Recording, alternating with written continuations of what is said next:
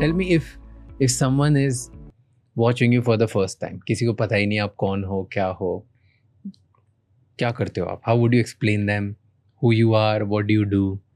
Why should next 1 hour किसी को spend करना चाहिए टू लिसन टू यू? यार मेरा सिंपल सा that I talk a lot of data and second मैं यूजुअली वो बातें करता हूँ जो कि ज़्यादा लोग बातें नहीं कर रहे होते हैं. मैं ये नहीं कह रहा कि मैं अच्छी बातें करता हूँ, बुरी बातें करता हूँ, मैं खाली कह रहा हूँ मैं वो बातें करता हूँ जो ज़्यादा लोग नहीं कर रहे होते हैं. Okay, interesting. एंड क्यों किसी को सुनना चाहिए आज का पॉडकास्ट? क्योंकि मेरा एक सिंपल सा ये मानना है कि आपको अपना खुद का ब्रेन चलाना आना चाहिए. आपके माता पिता अगर आप अभी पढ़ रहे हैं तो ऑलरेडी लगा रहे हैं, और अब पढ़ के आगे बढ़ चुके आपके माता पिता ने आपकी पढ़ाई पे आपको अपने से बेहतर बनाने में बहुत ज़्यादा खर्चा किया है, इन्वेस्टमेंट किया, उनकी आपकी बहुत उम्मीद है आपसे. वो इसलिए नहीं किया कि आपको जो भी कोई बताए आप उसमें हाँ जी करने वाले बन जाएं. तो ये मैं जो भी कंटेंट डालता हूँ वो इसी के लिए कि मैं लोगों को ये चीज़ पुश कर सकूँ, अपना दिमाग का इस्तेमाल करें. इस पूरे पॉडकास्ट में भी मैं जो भी बातें बताऊँगा उसके थ्रू मैं यही मैं पुश करने की कोशिश करूँगा. इंटरेस्टिंग.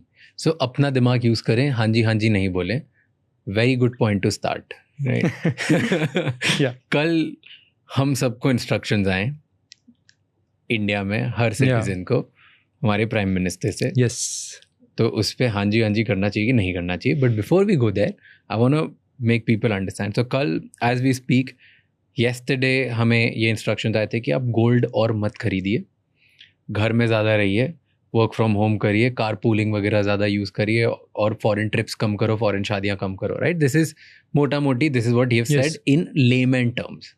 तो फर्स्ट पॉइंट पे जाते हैं कि वाई एक कंट्री के प्राइम मिनिस्टर को पब्लिकली जाके ये बोलना पड़ रहा है कि गोल्ड मत खरीदो. क्या है ऐसा, क्यों गोल्ड नहीं खरीदे हम? देखिए सिचुएशन बहुत ज़्यादा सीरियस है, ठीक है. मैं आपको सिंपल से एक वे में समझाता हूँ. आपको पता है हम साल का कितना गोल्ड हम इंपोर्ट करते हैं और हम खुद यहाँ पे प्रोड्यूस हम करते हैं. We import close to about 800 tons of gold a year into India and we produce close to about 1 ton. 800 ton 1 ton. Okay, simple. And हम बनाते से प्रोड्यूस 1 ton करते हैं. यस. ओके. अब लोग बोल सकते हैं कि हमारे पास तो KGF था जो कोलार गोल्डफील्ड जो यश की मूवी से बहुत पॉपुलर हो गया, राइट? थिंग इज वो माइन थी तब भी हम उतने कोई बड़े प्रोड्यूसर्स नहीं थे. सोने की माइन है बोल के बहुत अच्छा लगता है, एंड इंडिया की ओनली एक्टिव मेजर माइन थी तो और ज़्यादा वो लगता है. बट थिंग इज उससे इतना सोना नहीं आता था. अभी आज के दिन आपका लॉयड ग्रुप है एक, आई थिंक लॉयड ग्रुप है, वही अभी एक इन्वेस्टमेंट करके वो लोग अभी आंध्र प्रदेश के अंदर एक और माइन को भी एक्टिवेट कर रहे हैं. उससे लगभग पीक कैपेसिटी पे लगभग 1.5 टन और आएगा, 1.5 tons. कितना हो जाएगा हमारा घुमा फिरा के 2.5 tons, 3 tons हो गया. हमारे imports already 800 tons a year है और बढ़ रहा है. 800 टन आप रफली कैलकुलेशन करके भी देखोगे नंबर कितना पहुंचेगा, दिमाग किसी का भी हिल जाएगा. Gold is one of the biggest import centres for India. And अभी हम एक ऐसे सिचुएशन में है जहाँ पे रुपए का वैल्यू लगातार गिरते जा रहा है. तो ये बिल जो है 800 टन से अगर हम अगले साल दोबारा 800 टन ही मंगाते हैं, ये जो बिल है ये और बढ़ते जा रहा है. लेकिन वॉल्यूम में नहीं बढ़ रहा है, वैल्यू में उसकी वैल्यू बढ़ती जा रही है इंडिया के अंदर. And that is a serious problem कि ये पैसा हमको बाहर चुकाना है. तो एक आम आदमी के लिए, मेरे लिए क्या फ़र्क पड़ता है? आपको यहाँ से इस तरह फ़र्क पड़ेगा कि अगर आप सोना और ख़रीदेंगे तो सोने की पेमेंट करने के लिए हमारी सरकार को चाहिएगा डॉलर, RBI को चाहिएगा डॉलर. ये पेमेंट मोस्टली डॉलर्स के अंदर होती है. अब वो डॉलर अगर आपको चाहिए $100, पहले $100 के लिए कितने रुपए हमारी RBI को खर्चा करना पड़ता है? एक तरीके से मैं बहुत ही लेमन लैंग्वेज में बता रहा हूँ. $100 के लिए पहले $1 के अगर आपको पेमेंट करना है, आपको चाहिए था मान लीजिए 85 रुपीज़, अब सडनली चाहिए 94. सडनली और ज़्यादा रुपए हैं जो कि बाहर जा रहे हैं, आपकी इकोनॉमी में नहीं रह रहे हैं. और वो कौन पे कर रहे हैं? हम लोग कर रहे हैं. अब ऐसे सोचिए, बाहर वाले कर सोना लेना उसे $1 ही देना पड़ रहा है. हमें अगर लेना है तो हम पहले 85 दे रहे थे, हम 95 दे रहे हैं. हमारी इनकम वहाँ पे टाइट हो जाती है. हम 10 हर घर पे इम्पैक्ट आता है. मैं आपको एक सिंपल से एक दूसरा एग्जाम्पल से बताता हूँ. अभी 95 पॉइंट समथिंग हो गया ना, ऐसा ही कुछ चल रहा है. तो हम 10 रुपये एक्स्ट्रा दे रहे हैं हर गोल्ड. या एंड मान लीजिए कि सोने का रेट यही रहता है अभी जो लगभग आई थिंक कितना चल रहा है, $4,500-$4,600 पर आउंस. ठीक है, मान लीजिए सोने का रेट यही रहता है बाहर के मार्केट में. लेकिन रुपए अगर डिप्रिशिएट होता जाता है, सोने की वैल्यू बाहर वही है लेकिन हमारी जेब से उतना ही सोना इंपोर्ट करने के लिए ज़्यादा पैसा लगेगा. हम जो दुकानों से सोना खरीदते हैं उसका रेट और बढ़ेगा. इस वजह से है कि हमारी सरकार बोल रही है कि भैया कम इंपोर्ट करो. लेकिन अब यहाँ पे बात आती है कि ऐसा है तो हमारी करेंसी को स्ट्रांग बनाओ. अब मेरा ये कहना है करेंसी को स्ट्रांग बनाना हमारे हाथ में ही नहीं है. Okay, why do I say that? एक करेंसी की वैल्यू कहाँ से निकलती है? या तो उसके दो ही उसके तरीके हैं. नंबर वन, या तो आपकी करेंसी में बहुत ज़्यादा ट्रेड होता हो. ट्रेड तो ज़्यादा डॉलर में हो रहा है, रुपीज़ के ऊपर ज़्यादा ट्रेड नहीं होता. कुछ हमारे बॉर्डर शेयरिंग जो हमारे स्टेट्स हैं या फिर जो आसपास के हैं, मालदीव्स हो गया, नेपाल हो गया, भूटान हो गया, इनके साथ फिर भी थोड़ा बहुत चलता है. यूएई के साथ हमने 1-2 ट्रांजैक्शंस कर लिए. रशिया के साथ हमने बीच में बहुत किया, वो स्लो डाउन हो गया है और ज़्यादा नहीं हो रहा है. सो वो वाला तो आप बढ़ा नहीं सकते हो. कैसे बढ़ाओगे उसको? बढ़ाने का एक ही तरह है ट्रेड वाले को कि आप लोगों के लिए वो चीज़ें बनाना शुरू करो जो कि बाहर वालों को आपसे चाहिए. वो हम ज़्यादा करते नहीं है. दूसरा तरीका है कि आप लोगों के लिए रिजर्व करेंसी बनना शुरू कर दो. लेकिन रिजर्व करेंसी आप कब बनोगे लोगों के लिए? जब बाकी कंट्रीज़ के लिए आपकी करेंसी के बिना खुद का गुजारा मुश्किल हो जाए. चाइना को पता था वो ट्रेड में इजीली डॉलर को रिप्लेस नहीं कर सकता. चाइना ने क्या किया? China began to give a lot of debt. अब वो डेट को सर्विस करने के लिए ये आपके डेट में आपके 2 ऑप्शन होते हैं कि either you take dollar loan और you take yuan based loan. Yuan वाला अगर वो आपको पड़ रहा है 0.25 बेसिस पॉइंट सस्ता, तो जाम्बिया, केन्या ये जाके लेते हैं युआन वाला लोन. ओके, उसकी पेमेंट 2.5 बेसिस, ठीक है, 0.25 बेसिस सस्ता क्या होता है? So I give you an example. लोग लोन डॉलर की जगह चाइना की करेंसी में क्यों लेना प्रेफर करते हैं? आपको एग्जांपल देता हूँ. सो केन्या अफ्रीका का एक बहुत बड़ा देश है, पावरफुल कंट्री है वहाँ का. उसके पास $5 बिलियन का एक पूरा रेलवे लाइन उसने पूरा बनाया था, जिसके लिए जो लोन जो लिया गया था वो डॉलर में था. ठीक है. नाउ चाइना केम इन, उन्होंने कहा कि यार बनाया तो हमने है ना, तुम्हें पेमेंट हमें ही करनी है, युआन में कर दो, कोई दिक्कत नहीं है. ठीक है, जो डॉलर वहाँ पे दे रहे हैं हम अभी दे रहे हैं, तुम हमें फिर युआन में चुका देना. रिफाइनेंस किया. और वो वाला जो पूरा ट्रांजैक्शन है, क्योंकि अब बीच की करेंसी हटा दी गई है, जो कि चाइना को भी देना पड़ता, जाम्बिया को भी देना पड़ता.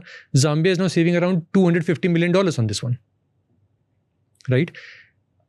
अगर आपका कर्जा आपको जो आप लिया है उसका पेमेंट आपको चाइना को करना है, चाइना के लिए युआन इंपॉर्टेंट है, डॉलर नहीं है, तो आप युआन में करो ना.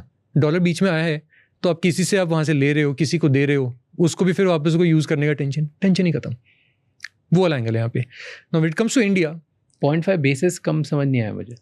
सो ऐसे समझिए कि अगर मैं जाम्बिया हूँ, ठीक है, मान लीजिए मैं जाम्बिया हूँ, आप चाइना है, ठीक है. अब मेरे को आपको, मैंने आपसे लोन लिया, आपको चुकाना है. हाँ, ठीक है. एक होता है कि यार राशमानी करेंसी है, मैं उसी में कर दूं, खत्म, RS करेंसी डन. बट हम बोलते हैं कि नहीं यार, ये कोई थर्ड करेंसी है, उसी में मेरे को चाहिए, तो मुझे जाके पहले वो करेंसी खरीदनी पड़ेगी. वो खरीदनी तो ऑलरेडी किसी और के पास है. आई हैव टू पे transaction fee on that, exchange rate on that, उसमें भी थोड़ा सा कुछ जाता है. प्लस वो जब आपके पास जाएगा, राइट, वो आपके पास तो आ गई. अब आप भी जब उसे दोबारा कहीं यूज़ करोगे किसी और ट्रेड के लिए, अगेन आपको भी फिर वो दोबारा करना पड़ेगा. लॉसेज होते हैं. चाइना ने बोला हमारे युआन ही यूज़ करो, हमारे इनका बच गया, तुम्हारे वाला हम कर देंगे. तो जाम्बिया के युआन कहाँ से आए? चाइना ने आके कहा, नहीं पड़ रहा है ना. चाइना ने कहा कि भाई साहब आपका जो डॉलर वाला लोन है हम चुका देते हैं, खत्म कहानी, कि उनके पास डॉलर्स के रिजर्व कम थे. ओके, हम चुकाते, खत्म काम, तुम हमें युआन में चुकाते रहना. Okay, so it's just like I will take the load of your loan. मैं तुम्हारा जो $5 बिलियन है वो लोन मान लो 2 साल में तुम्हें चुकाना है, तो मैं 2 साल में चुका दूंगा. मुझे तुम 3 साल में धीरे धीरे करके देना. तुमको 1 साल एक्स्ट्रा दे दिया, या तुम मुझे 2 साल में थोड़ा सस्ते में दे देना, व्हाटएवर. एंड ये क्यों होता है पता है? Now when it comes to say a country like Zambia, उसके पास डॉलर्स की शॉर्टेज है, वीक इकोनॉमी है, सब कुछ है. But when it comes to China, उनके पास, उनका लास्ट ईयर का जो आपका एक्सपोर्ट्स का सरप्लस था, दैट वाज $1.1 ट्रिलियन. उनके पास डॉलर्स का सरप्लस पड़ा है, पहाड़ पड़ा, उनको पता नहीं उसका करना क्या. बोला हम चुका देंगे, खत्म कहानी, तुम हमारे युआन में करो. They can actually do that. Now अगर हमें रुपी को स्ट्रांग बनाना है, या तो ट्रेड सेटलमेंट ज़्यादा उस पर हो, या फिर we become a reserve currency. Now for some countries we are a decent enough reserve currency. Maldives के लिए थोड़ा है, आपका नेपाल के लिए थोड़ा सा है, आपका श्रीलंका के लिए थोड़ा है, भूटान के लिए बहुत बड़ा है. But in the end these are very very small economies, very small countries, miniscule. या हमारे मेजॉरिटी स्टेट्स इनसे बड़ी इकोनॉमीज है अपने आप में. No offence to anybody from these countries, but है जो है. राइट. सो वहाँ पे आता है बात कि बॉस हमारी करेंसी की डिमांड क्या है. ऊपर से प्रॉब्लम क्या आती है? We import everything, literally everything. हम जो बात करते हैं ना कि अच्छा ठीक है, we are the pharmacy of the world. People don't realise that pharmacy, आपका मेडिसिन आपकी बनती किससे है? APIs, right. रफली about 70% of all the APIs that we need is coming from China. जो 30% यहाँ बना रहे हैं वो किससे बनते हैं? KSMs. KSMs is what? की स्टार्टिंग मटेरियल्स. KSMs आपका 90% सारा चाइना से आ रहा है। अब होता क्या है, हमारी सरकार इसके लिए एक रेमेडी निकालती है, लेट्स डू PLI स्कीम, अपनी इंडस्ट्रीज को पैसा दो, इंसेंटिव देंगे तुम, लेकिन APIs यहाँ बनाना शुरू करो। कुछ प्लांट्स एक्टिव होते हैं, औरोबिंदा फार्मा का एक प्लांट है, डॉक्टर रेड्डीज का एक प्लांट है, सब लाइव हुआ। What did China do? Crash those very API का prices up to 40%, 50%। How do you compete? जो इंडिया में बनने लग गया उसको 40% कम कर दिया चाइना। या नाउ द रिजल्ट इज, हम कैसे उससे कम्पीट करें, राइट? तो यहाँ पे बात ये आती है कि बॉस बहुत ज़्यादा इंपॉर्टेंट है। Number 1, are we ready to pay a bit extra for the India made stuff? Number 1. Number 2, without that there is no solution to it. We have to really figure out 2 things. Number 1, how do we consume more of what we make in India? Number 2, how do we ensure that what we are making in India, उसका back and कहीं बाहर से नहीं आ रहा है?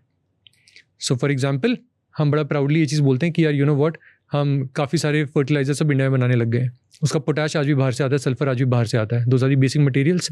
अभी ये पूरी जो सिचुएशन हुई है बिकॉज ऑफ वॉर, पोटैश आपका कहाँ से आता है? मिडल ईस्ट से आता है मेजॉरिटी। हमारी लंका लग गई है, सभ्य भाषा में कह रहा हूँ। सल्फर आपका कहाँ से आता है? मेजॉरिटी आपका बाहर से आता है, हमारी अगेन लंका लग गई है। रिजल्ट इज हम यहाँ पे बना नहीं पा रहे हैं। तो होता क्या है, अब बाहर के